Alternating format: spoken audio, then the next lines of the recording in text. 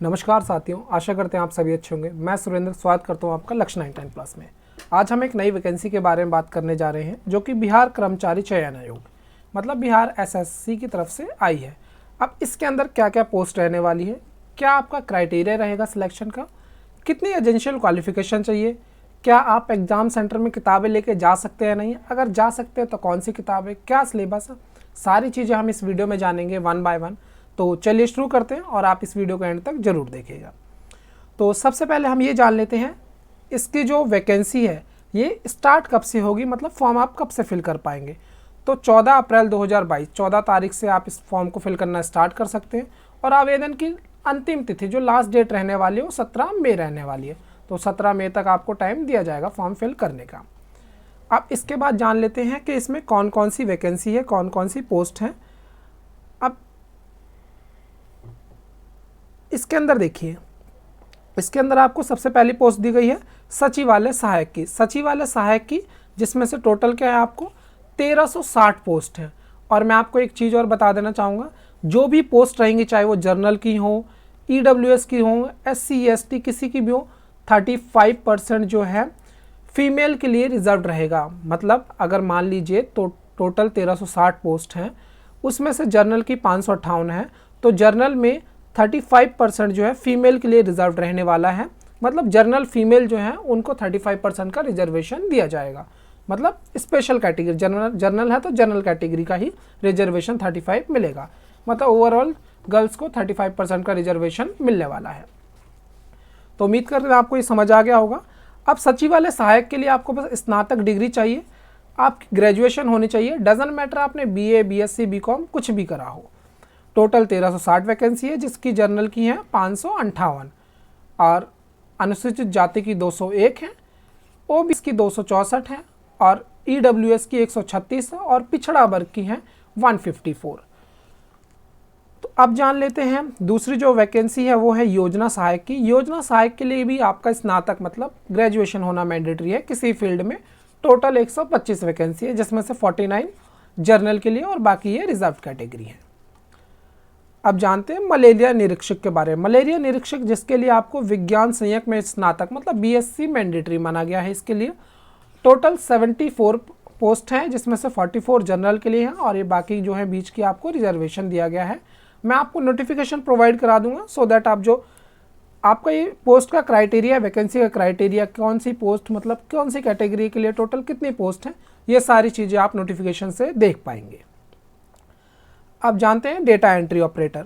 Data entry operator के लिए आपको स्नातक के स्थान पर मान्यता प्राप्त संस्थान से पीजीडीएसी अथवा बीसीए, बीएससी, आईटी या उसके समक्ष कोई क्या है डिग्री चाहिए।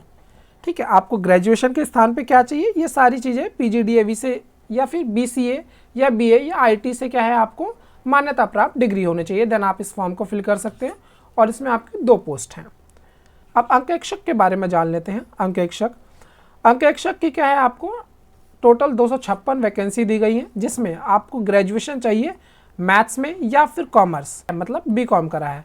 देन आप इस फॉर्म को फिल कर सकते हैं और इसमें 40 पोस्ट जो हैं वो जर्नल के लिए हैं और रिजर्वेशन आपको जो बिहार से अगर आप बिलोंग करते हैं तभी आपको रिजर्वेशन दिया जाएगा। अदर स्टेट से हैं तो आपको रिजर्वेशन की फैसिलिटी नहीं मिलेगी। अब अंकेक्षक की एक और वैकेंसी है, इसमें आपको टोटल 370 वैकेंसी दी है जिसमें से 163 जर्नल के लिए रहने वाली है। इसमें आपको बीकॉम चाहिए या फिर आपने इकोनॉमिक्स ऑनर्स में मतलब अर्थशास्त्र में स्नातक करा है। देन आप इस फॉर्म को फिल कर सकते हैं। ये हमारा वैकेंसी का क्राइटेरिया हो गया। अब मैं आपको बता देना चाहूँगा कि इसका जो एज क्राइटेरिया है वो क्या है। आपकी जो न्यूनतम एज है वो 21 साल रहनी चाहिए। अधिकतम एज मेल की कैटेगरी के अंदर 37। ठीक है, अगर अनारक्षित फीमेल है मतलब जो जर्नल फीमेल है उनकी 40 रहने वाली है और पिछड़ा वर्ग, अत्यंत पिछड़ा वर्ग, उनकी जो पुरुष या महिला की मैक्सिमम एज 40 रहेगी। अनुसूचित जाति मतलब एससी एसटी है तो 42 मैक्सिमम एज रहने वाली है महिला या पुरुष की। अब इसका फ़ी क्राइटेरिया जान लेते हैं। इस फॉर्म को फिल करने के लिए आपको कितना फ़ी पे करना पड़ेगा। अगर आप जर्नल हैं तो आपको 540 रुपये पे करने हैं। ठीक है, डजंट मैटर कि आप अदर स्टेट से या फिर बिहार से ही बिलोंग करते हैं तो आपको 540 ही पे करने हैं। अनुसूचित जाति या जनजाति से बिलोंग करते हैं तो 135 पे करने हैं आपको, ठीक है। सभी श्रेणी के दिव्यांग हैं अगर आप तो भी 135 पे करने हैं, और अनुसूचित जाति या जनजाति से बिलोंग करते हैं तो भी 135 पे करने हैं आपको। अब आपका एग्ज़ाम क्राइटेरिया क्या रहने वाला है तो मैं आपको बता देता हूँ। ये जो आपका एग्ज़ाम रहेगा ये 2 स्टेज में रहेगा। एक तो जो आपकी प्राथमिक परीक्षा जिसे आप प्रीलिम बोलते हैं, और देन आपका रहेगा मेंस जिसे आप मुख्य परीक्षा बोलते हैं। प्रीलिम और मेंस, ये जो आपका नोटिफिकेशन आया ये आया ओनली प्रीलिम्स से रिलेटेड, प्राथमिक परीक्षा से रिलेटेड। जो मेंस का नोटिफिकेशन है वो अलग से आएगा। जब आप प्रीलिम्स की एग्ज़ाम हो जाएंगे, जब आप क्वालिफाई कर लेंगे तो मेंस का नोटिफिकेशन आएगा। अब प्रीलिम्स के बारे में जान लेते हैं, इसमें क्या क्या चीज़ें दी गई हैं। तो प्रीलिम्स में आप में का जो प्रथम पेपर होगा इसमें क्या है, आपको 3 चीज़ें आपसे पूछी जाएंगी। सामान्य अध्ययन, सामान्य विज्ञान और गणित, मतलब जीएस जनरल स्टडी, और मैथ्स आएगी आपकी।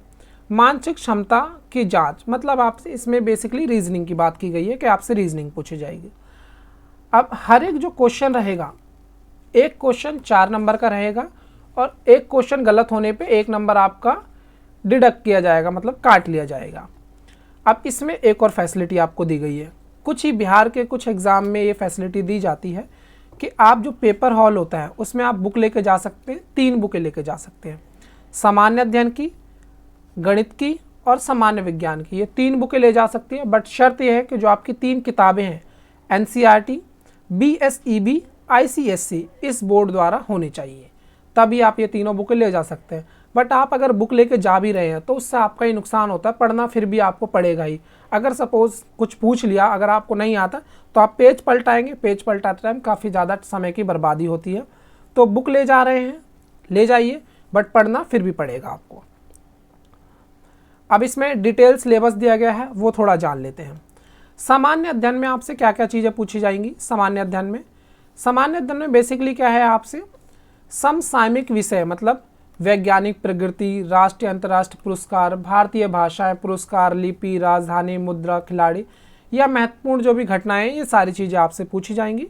और भारत और उसके पड़ोसी देश के बारे में पूछा जाएगा, मतलब उनमें कोई आंदोलन या आज़ादी, भारतीय कृषि तथा प्राकृतिक संसाधनों की मुख्य विशेषताएं, भारत संविधान एवं राज्य व्यवस्था, देश की राजनीतिक प्रणाली, पंचायती राज, सामुदायिक विकास, पंचवर्षीय योजना एवं राष्ट्रीय आंदोलन में बिहार का योगदान, ये सारी चीज़ें आपसे पूछी जाएंगी। यह आपका सामान्य अध्ययन का पार्ट है।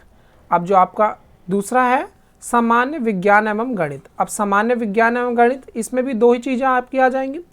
पहले जानते हैं सामान्य विज्ञान के बारे में। सामान्य विज्ञान में आपके भौतिक शास्त्र, रासायनिक शास्त्र, जीव शास्त्र और भूगोल, इससे रिलेटेड क्वेश्चन पूछे जाएंगे। मैथ्स में क्या क्वेश्चन आने वाले, गणित में संख्या पद्धति है, पूर्ण संख्याओं का अभिकलन, दशमलव मतलब डेसिमल आने वाले हैं, फ्रैक्शन आने वाले हैं, संख्याओं के बीच परस्पर संबंध, मूल अंक, गणितीय संक्रियाएं, प्रतिशत, अनुपात, समानुपाती, ratio and proportion, basically average आएगा, इंटरेस्ट आएगा, प्रॉफिट एंड लॉस, ये सारे चैप्टर आएंगे। मानसिक क्षमता मतलब रीजनिंग में आपसे क्या पूछा जाएगा ये जान लेते हैं। मानसिक क्षमता वाले जो इसमें जो आपका सिलेबस रहने वाला है, सादृश्य, समानताएं, भिन्नता, स्थान कल्पना, समस्याएं साधना, समस्याएं समाधान, विश्लेषण, दृश्य स्मृति, विभेद, अवलोकन, संबंध अवधारणा, अंक गणित, तर्क संगत, अंक गणितीय श्रृंखलाएं, कूट लेखन और कूट संख्या, इससे रिलेटेड आपके क्वेश्चन आने वाले हैं। मैं आपको पीडीएफ प्रोवाइड करा दूंगा, समझ सकते हैं वीडियो में इतने अच्छे से क्लियर नहीं हो पाता है, बट स्टिल आप वीडियो को पॉज करके सारी चीज़ें लिखना चाहते हो तो लिख सकते हैं। अब जब आप प्रीलिम्स दे देंगे तो आप मेंस के लिए कैसे सिलेक्ट होंगे, इसका भी प्रोसीजर बताया गया है। काफ़ी और इम्पॉर्टेंट, कुछ और इम्पॉर्टेंट बातें हैं, वीडियो में बने रहिए एंड तक, मैं आपको वो भी बताऊँगा। अब जब आप प्रीलिम्स दे देंगे उसमें से क्या है, अगर आप जर्नल हैं तो आपके 40% आने चाहिए, तभी आप मेंस एग्ज़ाम में बैठ पाएंगे। पिछड़े वर्ग से रिलेटेड है तो 36.5 मतलब 36.5% अंक आते हैं तो आप बैठ पाएंगे। अत्यंत पिछड़े वर्ग से हैं तो 34%, SC ST से बिलोंग करते हैं तो 32%, महिलाएं हैं किसी भी वर्ग से, चाहे जर्नल हो, SC ST पिछड़ा वर्ग, उन 32% मार्क्स चाहिए, और दिव्यांग सभी वर्ग के, उन्हें ही 32% मार्क्स चाहिए मेंस में बैठने के लिए, मतलब मेंस एग्ज़ाम देने के लिए। ये प्रीलिम्स है, अगेन मैं आपको बता रहा हूँ।